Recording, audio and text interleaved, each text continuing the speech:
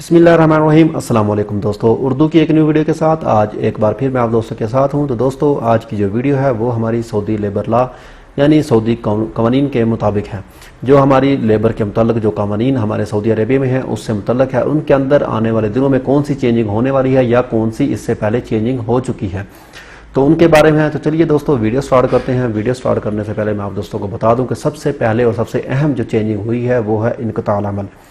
इनक़ताअल अमल का मतलब ये है कि जो भी दोस्त गैर मुल्की हमारे किसी भी कंपनी में या मुसस्से में या किसी कफील के पास आज़ाद काम करते थे, अगर कोई भी कंपनी या कफील या मुसस्सा उन बंदे से जान छुड़ाना चाहता है या उनसे को टर्मिनेट करना चाहता है तो वो क्या करता था, सबसे पहले हरूब लगा देता था। जब बंदे का हरूब लग गया, ना तो वो अपनी कंट्री में बासानी जा सकता था, ना वो इकामा तजदीद कर सकता था, ना अपना नकल कफाला करवा सकता था किसी दूसरे कफील के पास। अगर वो अपनी कंट्री में जाना चाहता है तो उसको किसी तरहेल के जरिए जैसे भी वो अपने मुल्क में जाता था तो ब्लैक लिस्ट होकर वो अपने कंट्री में वापस जाता था। किसी भी मुल्क का बंदा था, पाकिस्तान, इंडिया, बांग्लादेश या किसी भी कंट्री का था, तो उसके लिए फिर उसकी पाबंदी भी होती थी 4 से 5 साल, क्योंकि उसको 5 साल टर्मिनेट जो किया उसने उसका पूरा करके फिर वो वापस आ सकता था। तो अब इनक़ताअल अमल के साथ ये फ़ायदा हो चुका है कि अगर किसी भी कंपनी को या किसी भी मुसस्से को या कफील को बंदा नहीं चाहिए तो वो इनक़ताअल अमल कर देता है। उसके अंदर जो गैर मुल्की है, जो लेबर है, उसको 60 दिन का टाइम मिल जाता है। उस 60 दिन के पीरियड के अंदर अगर वो यहाँ पे सऊदी अरबिया में रहना चाहता है तो वो अपना नकल कफाला करवा सकता है बासानी किसी भी दूसरे कफील के पास, किसी भी दूसरी कंपनी के पास। अगर वो नकल कफाला नहीं करवाना चाहता, अगर अपने मुल्क में जाना चाहता है तो वो बाइज़्ज़त तरीके से अपना खरूज नहाई लगवा कर अपने मुल्क वापस जा सकता है, वो किसी भी कंट्री से ताल्लुक़ रखता हो। ये है इनक़ताअल अमल। उसके बाद जो दूसरी तब्दीली हुई है कि आप सब दोस्त जानते हैं कि पहले इन्होंने कानून बनाया था कि जो भी वर्कर आपके पास काम कर रहे हैं उनकी सैलरी बाई हैंड ना दी जाए, उनके बैंक अकाउंट बनाए जाएँ, बैंक अकाउंट में उनकी सैलरी जो है ट्रांसफ़र की जाए।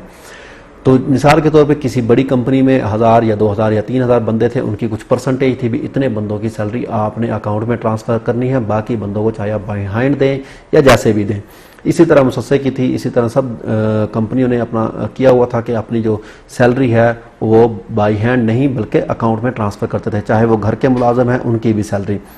अगर 3 सैलरी वो नहीं अकाउंट में ट्रांसफ़र करते थे तो बंदा जो है खुद ब खुद अपना ट्रांसफ़र ले सकता था, अपना खरूज नहाई लगवा सकता था, अपनी जो नकल कफाला करवा सकता था और कंपनी जो है वो अहमर हो जाती थी, उनके सब काम बंद हो सकते थे। लेकिन अब जो है उन्होंने 100% इस अमल को, कानून को लागू कर दिया है कि जो भी बंदा जो भी किसी भी कंपनी में या कोई एक ख़ास अपने किसी भी कफील के पास घर ड्राइवर है या कोई भी सऊदी अरबिया में किसी कफील के पास काम कर रहा है तो उसकी सैलरी जो है वो उसके अकाउंट में ट्रांसफ़र की जाए। ये कानून अब परमानेंट लागू हो चुका है। तीसरा और अहम कानून जो चेंज हुआ है वो है नेफ्टैक का। वो पाकिस्तान, इंडिया, बांग्लादेश या किसी भी कंट्री से आप दोस्त वापस सऊदी अरेबिया में आते थे किसी नए वीज़े पे, चाहे कोई लेबर का काम जानता है वो ड्राइवर का वीज़ा लेके आता था, या ड्राइवर है वो लेबर का, या मुहंदिस है या इंजीनियर है, कोई भी किसी भी किस्म का उसको वीज़ा मिल जाता, वो लेके आ जाता सऊदी अरेबिया में, यहाँ पे आके अपना काम करता। क्योंकि कोई भी महीने का किसी भी किस्म का कोई भी टेस्ट नहीं होता था पहले अपने मुल्क के अंदर, वो सिर्फ वीज़ा लगवाया उन्होंने, वीज़ा लगवाने के बाद सऊदी अरबिया में आ गए और अपना काम शुरू कर दिया। किसी भी महीने का हो बंदा कोई भी काम कर रहा था। लेकिन अब इन्होंने नेफ्टैक जो है वो लाजमी कर दिया है। नेफ्टैक का एक इदारा बना दिया है हर किसी कंट्री में।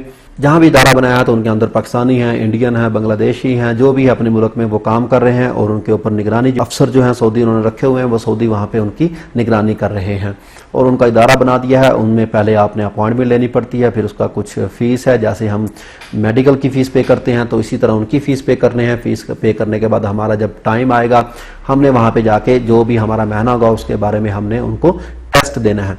जब हमारा टेस्ट क्लियर होगा तो हमारा वीज़ा लग के हमें मिलेगा, तो फिर ही हम सऊदी अरेबिया में आ सकते हैं। तो ये कानून बहुत ही मुश्किल बना दिया है क्योंकि अब कोई भी बंदा किसी भी दूसरे महीने पे या दूसरा वीज़ा लेके नहीं आ सकता। जो भी बंदा महीना लेगा उसको टेस्ट देना होगा। मेरे ख्याल में तो 1-2 वीज़े हैं, मिसाल के तौर पे अमल, तंजील और तहमील जो है उसका जो है अभी तक वो नेफ्टैक का लिस्ट में नहीं आया। बाकी जो लिस्ट में आ चुके हैं वो मैं लिस्ट भी आपसे शेयर कर दूँगा। तो अब जो भी वीज़ा लेना है ये सोच समझ कर लें कि आपका पहले वहाँ पे टेस्ट होगा, टेस्ट क्लियर होगा तो ही आपका वीज़ा लगेगा और उसके बाद आप सऊदी अरेबिया में आ सकेंगे।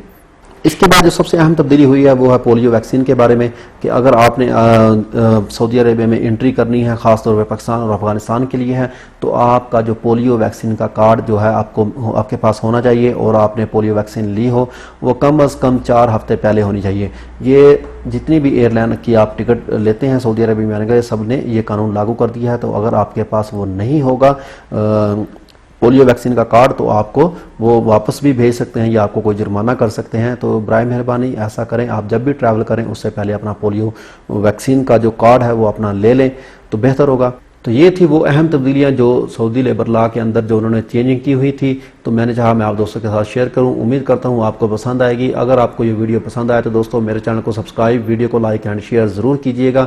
تو ملتے ہیں کسی نیو ویڈیو میں کسی ٹاپک کے ساتھ، تب تک کے لیے مجھے دیجیے اجازت۔ اوکے، اللہ حافظ۔